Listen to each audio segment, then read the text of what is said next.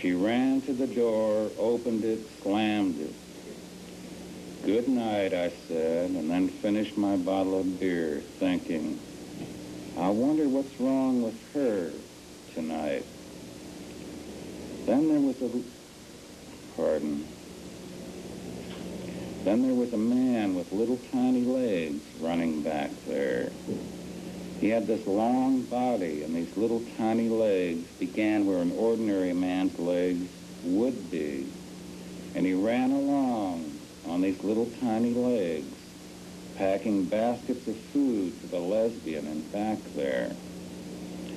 My, there's something wrong with that poor little fellow, I thought. The landlord ran him out of there one morning at 5 a.m. "Hey, what the hell you doing up there? Get the hell out of here." The landlord chased him up the driveway. I have quite a landlord, by the way. Let's get back to the point. "You're up there every morning at 3 a.m. I'm getting sick of it. Don't you ever sleep? What the hell's wrong with your legs?" I sleep, I work nights." They came running past my window. "You work nights? What the hell's the matter with you? Why don't you get a job working days?" Little legs just kept running. He made a quick turn around the hedge and was up the street. The landlord screamed after him, "You damn fool! Don't you know she's a dyke? What the hell you gonna do with a dyke?" There was no answer, of course. Then the fellow in the next court, a chap a bit on the subnormal side, inherited $20,000. Next thing I knew, the lesbian's voice was in there. The walls were quite thin. God, she got down on her knees and scrubbed all the floors and kept running out the back door with the trash. He must have had a year's worth of trash in there. Each time she ran out the back, the screen door, what kind of door is that? Each time she ran out the back, the screen door would go bam, bam, bam. And when she came back in, the screen door would go bam, bam, bam. It must have happened 70 times in an hour and a half. She was showing him. My bedroom was next to theirs. At night, I'd hear him mount her. There wasn't much action, quite dead. Only one body in motion, your guess. A few days later, the lesbian started to take over, coming in from the kitchen. "Oh, no, Buster, get up, get up. You can't go to bed this time of day. I'm not going to make your bed twice." Then a week later, it was over. I didn't hear her voice anymore. She was again in her place and back. I was standing on my porch one day thinking about it. Poor thing, why doesn't she get a girlfriend? Then I looked up, and here came our Sappho down the driveway. It was too late to run into my place. I stood quietly trying to be part of the porch. She came by in her white shorts and neck bent like a vulture. And then she saw me and made this incredible sound. "Yup!" "Good morning," I said. "Yup!" she went again. God damn, I thought, she thinks I'm a bird. I walked quickly into my place and closed the door and looked through the curtains. She was out there breathing heavily. Then she began to flail her arms up and down, going, "Yup! Yup! Yup!" She's gone nuts, I thought. Then slowly, she began to rise into the air. Oh, no, I thought. She was about 3 feet above the hedge, flailing the air, her breast bouncing sadly, her giant legs kicking, looking for notches in the air. Then she rose higher and higher. She was above the apartment houses, rising high into the Los Angeles smog. Then she was over Sunset Boulevard, high above the Crocker Citizens Bank. And then I saw another object come flying from the south. It seemed to be all body with just these little short legs at the back. Then they flew toward each other. When I saw them embrace in midair, I turned away, walked into the kitchen and pulled down all the shades, and waited for the end of the world. My head rang like a bell, and I began to weep.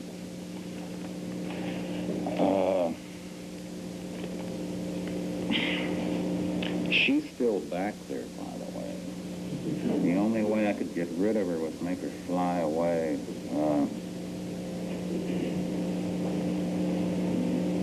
You must realize I'm no more I shouldn't apologize, but I guess some of you are a little touchy on the subject.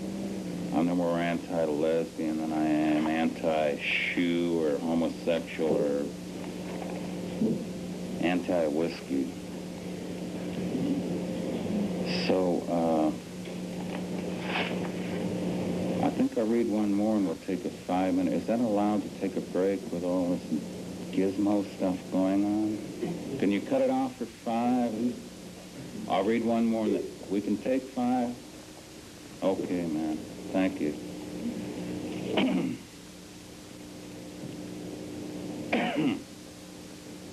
This one's called The Night I Killed Tommy.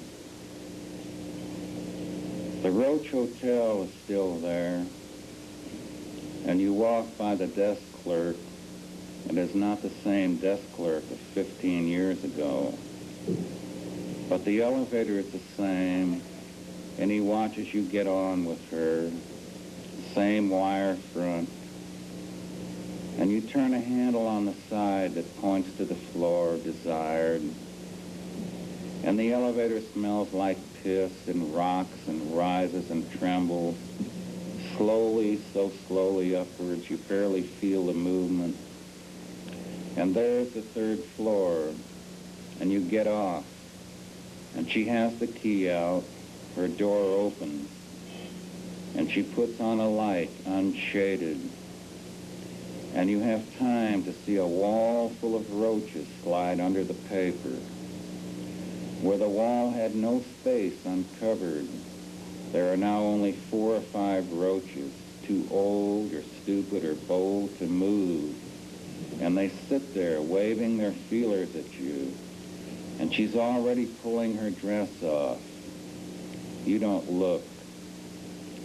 You switch off the light and then hear a sound like paper being torn. And they're all out on the walls again as you undress, find the bed, fondle mush, as her hand reaches your soft cock, strokes it, strokes it. You kiss a mouth that smells of a lifetime of wine and beer, and then you mount. She grunts a grunt that is almost a belch, and as the roaches wave their feelers toward you in the dark, you imagine chrysanthemums and young girls walking down the street. And you bring it off, dismount, use the edge of the sheet, dress in the dark, as she stretches there, thinking of what? And dressed, you turn on the light to find a 10 in your wallet, as the roaches slide under the paper again, except for the 4 or 5. And you lay the 10 on her belly, and then look at the fattest roach take off one shoe and flatten him. He falls like a stinking chip of life, and she giggles. Ah, shit, you bastard, you bastard, you bastard, you killed Tommy. Back on the elevator, it's slow going down, too, but you're alone. Lobby, you point the arrow, and then you're in the lobby. Pull back the huge wire door, and the clerk looks up from his newspaper. His look expresses nothing at all. He's back to his newspaper. The steps outside are as wide and long as cathedral steps. 24 steps and you're across the street from the pet food shop where the crazy woman keeps dead meat until it is black and stinks as she smiles through the flies. The pet shop is still there. The Roach Hotel is still there. As I walk away, I can see her still up there. And now the roaches are on her body, as she lifts a wine bottle in the dark room, and the largest roach of all mounts her cunt, throws in his roach penis, and she says, "Oh, Danny, oh, Jesus, Danny." Let's take 5.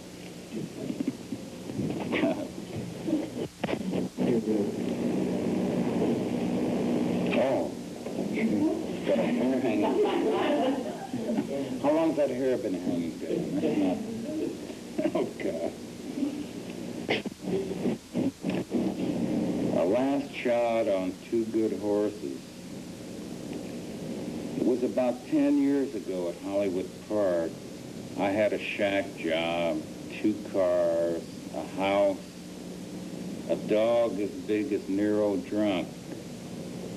And I was making it with the horses, or I thought I was. But going into the 7th race, I was down to my last $50. And I put the $50 on determined. And then I wanted a cup of coffee, but I only had a dime left, and coffee was then 15 cents. I went into the Crafford, come on in, and I wanted to flush myself away. They had me. All I had left was that piece of paper in my wallet. And I would have been willing, come on in. And I would have been willing to sell that bag for $40, but I was ashamed. Well, I went out and watched the race and determined won. I collected and set aside a 10 and put the remainder all on my boy Bobby. My boy Bobby made it. I collected and stood over in the corner, separating the 50s and 20s and 10s and 5s. And then I drove on in. I gave her the thumb up as I drove up the drive. And when I got inside, I threw all the money up into the air. She was a beautiful whore, and her eyes almost came out when she saw that. And the dog ran in and snatched a 10 and ran into the kitchen. And I was pouring drinks, and she said, "Hey, the hound got a tenner." Her voice was like that, too, used to crack. And I said, "Hell, let him have it." We drank him down. Then I said, I think I'll get that 10 anyhow. And I walked in and took it from him. It was only chewed a little. And that night on the bed, she showed me all the tricks in Wonderland. And later it rained. We listened to Carmen and drank and laughed all night long. Days and nights like that just don't happen too often.